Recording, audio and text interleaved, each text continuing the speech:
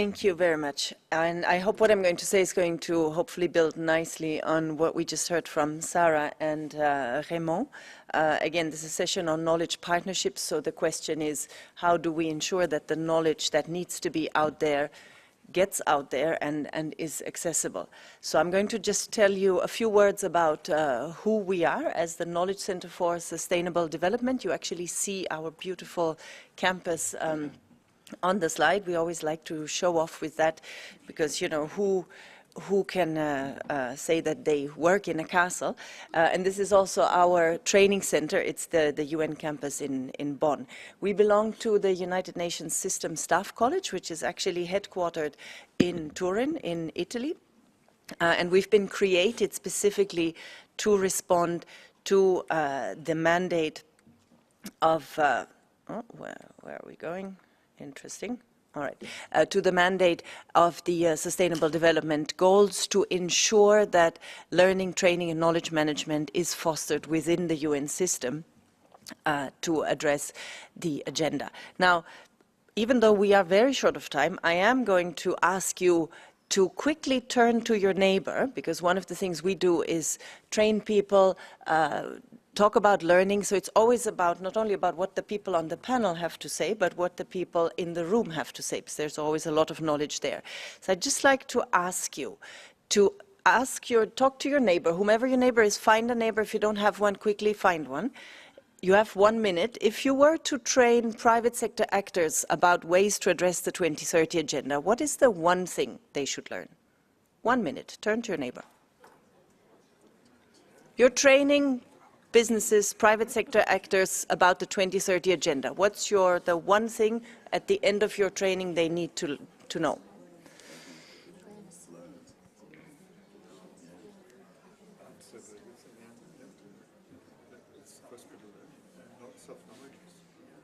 Little knowledge is a dangerous thing. That was the, if you think you know, yes, one thing is learning to take the perspective of others. That's about joint working and about taking other perspectives. You sound a bit like Rumsfeld, knowing, whatever it was. The Persian saying. It actually makes sense. All right, and now one more question. Where do you see the biggest capacity gap in the UN in terms of engaging with the private sector? So you're now training the UN. What is it, where do you see the biggest capacity gap?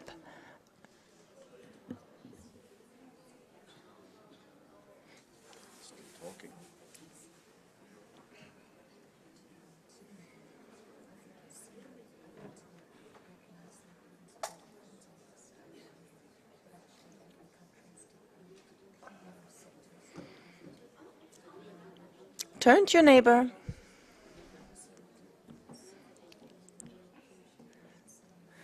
All right, thank you.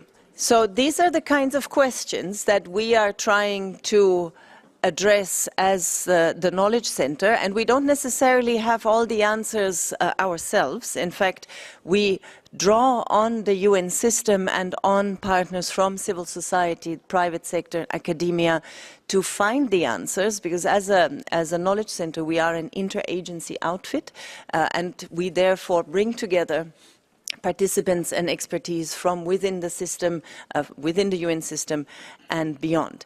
Now, as I said, we've been established, we're very young still, mandated to respond to the learning, training and knowledge management needs of UN staff, but also other partners, because when we were established first 15 years ago as the UN System Staff College, it was specifically to train UN staff. But with the 2030 agenda, the now Deputy Secretary General Amina Mohammed asked us in the lead up to the adoption of the agenda, you know, what are you going to do about the agenda? How are you going to train UN staff? And one thing that we noticed very quickly is if you want to train people about a multi-stakeholder agenda, you cannot train them just navel-gazing, talking to themselves. So we've set up the Knowledge Center for Sustainable Development to address that, and most of our learning events, courses, offerings are open to all stakeholders. Today we run a number of courses, one, for instance, on unleashing the power of the private sector in implementing the 2030 Agenda, an online course, but also foundational courses on diverse aspects of the agenda, addressing issues such as policy coherence, but also the question of leadership for UN leaders at the country level. If you lead an agency as part of a UN country team, you're supposed to advise the government on ways to address the agenda. What kind of advice are you going to give? How are you going to broker consensus? How are you going to engage stakeholders, etc., etc.? All of it in the context of a one UN effort and in the context of the various UN reforms that aim at repositioning, in particular, the UN development system to address the agenda. What we're trying to do is provide neutral spaces where people not only receive knowledge, but also have a moment to pause and reflect. The good thing when you talk about learning, training and knowledge management is that you get people out of the conference setting. You know, now in a conference setting, we all want to show how what we do is great and how everything we present are successes. The moment you sit in a workshop, in a learning setting, you can also talk about what is difficult, where are you struggling, what are the obstacles, where do you need responses, where are you not confident in the way you're addressing things, and what can you learn from your peers as well. So this is what we're trying to do. The way we are trying to do it is through the approaches to knowledge management, where we look at what is there to know, you know, where is the best of the knowledge that we can find on the different topics that we are talking about. So what, you know, why is that important? What do we do with that? Knowledge sharing, how is this for you? How does it play out for me? What have we learned from that? And then now what? Now, if that's what it is, what are we going to do? How are we applying that?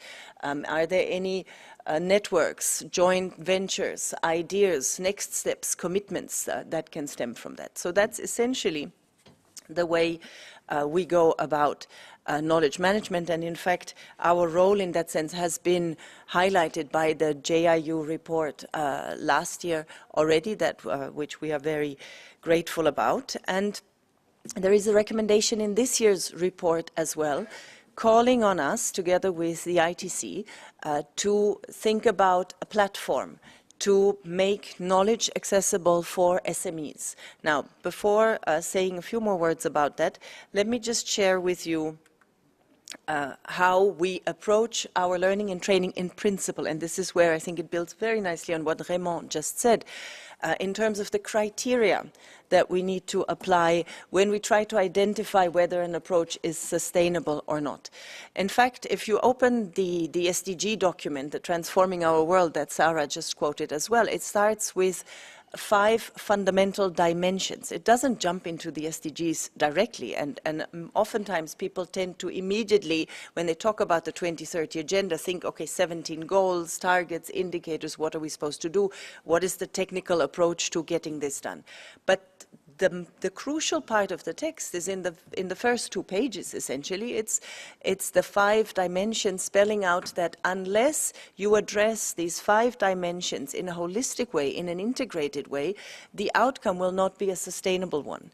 And it walks through the 5 dimensions, being people, prosperity, peace, partnership, and planet.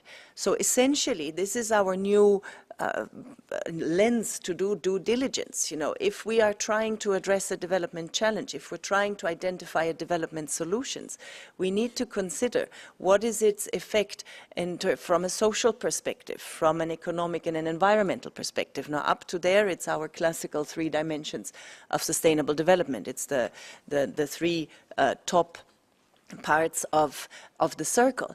But then the agenda has added 2 more. It has added the notion of peace, talking about fostering peaceful, just and inclusive society, because there cannot be development without peace. There cannot be any approach to sustainability if there are tensions, if institutions are not accountable, and not functioning. And then the notion of partnerships. And as Raymond just outlined, partnerships not just in the sense of resource mobilization, but partnerships in the sense of identifying where the knowledge and the capacities sit that are required to implement the agenda. So whenever we identify a challenge and think about solutions, we need to ask ourselves, who has the knowledge, local knowledge, institutional knowledge, that we need to, first of all, analyze the situation correctly, and who has capacities, means, again, knowledge, resources, capacities, technology, whatever it is that is required, that we need to bring on board to identify a common approach to address the challenge. So we have been trying to address the different challenges that we are facing, where the way that we construct our courses through this 5P approach, and we're using the allegory of the Rubik's Cube. So I have a little one here, and essentially saying, you know, if you're trying to solve the Rubik's Cube, essentially, most of us can do one side. So you focus on that one side, you do what it takes to pull everything up so that one side gets done, and then you're all happy. The problem is the rest of the Rubik's Cube is completely mixed. And unless you focus, you know, you take into account all the sides, you're not going to get the entire Rubik's Cube done. So that's essentially what we're saying. It's about optimizing coherence. Now, sometimes you even need to undo something that you've already, you know, you thought you had your one side and you really want to hold on to it because you really don't want to undo it. It doesn't feel right, but you have to if you want to get the entire cube fixed. So it's about thinking through synergies, trade-offs, and spin-offs explicitly, and then making choices. Now, as I'm running out of time, just very quickly want to share a few things that we've learned in these initial 2 years, but also in the past through our work at the Staff College with different stakeholders, mainly with the UN, but also with the private sector in terms of where things stand. Now, one point is that whenever we talk about sustainable development, there are lots of different perceptions of what is actually meant. In some countries, immediately you have people thinking about green, environmental, and thinking, okay, so the agenda asks us, tells us the new entry point is always the environmental lens. No, that's not what it says. And Raymond said that before as well. It tells us to identify, to assess the situation through the lens of the 5P, which may mean that we're going to focus on a social issue or on an economic issue, bearing in mind how it connects to the other dimensions, and address that. So it doesn't tell us what is the immediate first issue we need to address. It tells us that we need to be mindful of all the dimensions. And again, there are lots of cultural notions of what sustainable development means. It depends if people come from the Rio environmental constituencies or if they're part of the social development bunch. There will be all kinds of contexts and connotations, and it's often a good thing to start by even unpacking that. You know, what do you understand? How do you say it in your language? What sits behind? Then the issue of the partnership's definition, and I'm going to come to an end.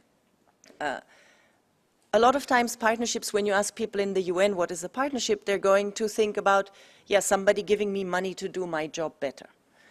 And again, it's not necessarily about giving money. We've heard that many times yesterday. It's not necessarily, partnerships do not have to involve money flows necessarily. It doesn't have to be with the private sector only. It could be with civil society. It's about who brings the right capacity.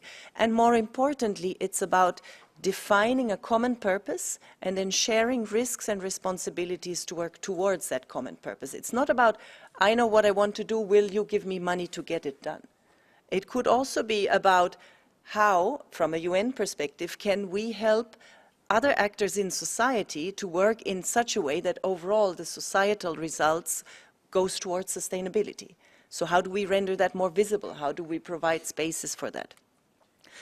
Third thing we learned is that there are a lot of, is exactly that, misunderstandings about the purpose of collaboration and misperceptions. We've heard that a lot yesterday. Who are the bad ones? Who are the good ones? What do we need to consider, etc.? And we know that it's a bit more complex than that. We have to look at every partner, sit down and say, what is the common purpose we're working towards?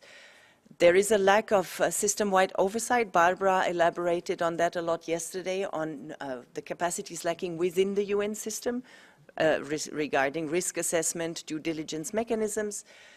There is a focus on big players rather than the smaller ones. Many times in the UN, we focus on the very big ones first, misunderstanding or not paying enough attention to the massive potential that the small entities, SMEs, provide.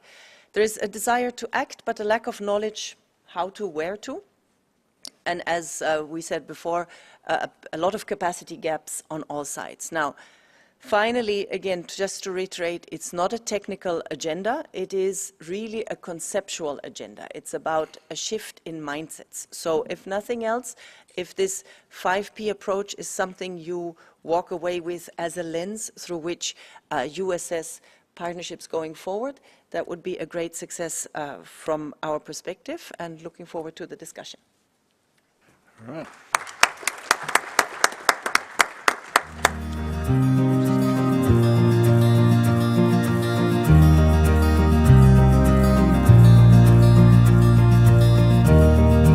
So please remember, if we all help and do a little bit, it will make a big difference.